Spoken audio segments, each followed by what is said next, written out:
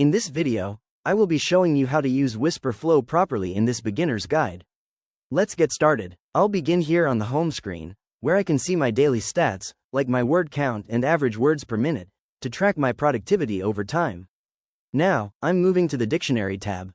This is where I can add custom words, names, or industry-specific jargon so the AI learns exactly how I speak and never makes a spelling mistake on my unique technical terms. Next, I'll click into snippets. This feature is a huge time saver for things I find myself retyping often, like my LinkedIn profile link or meeting invites, allowing me to insert them instantly into any text field without manual typing. Moving over to the Style menu, I can choose the perfect tone for my messages.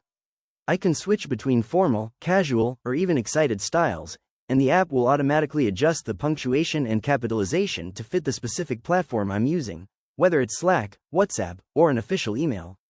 I'll jump into the Transforms section next. Here, I can use shortcuts to polish my dictation for better clarity or use the prompt engineer to turn rough thoughts into professional responses.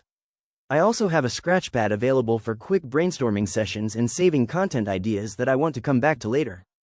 To show you how this looks in practice, I'll open up Gmail and start a new message. All I have to do is click in the message body and start speaking.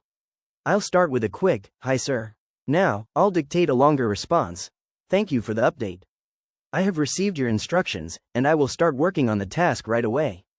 As you can see, Wispr Flow captures my voice perfectly and formats the text instantly, making it much faster and more natural than typing manually on a keyboard.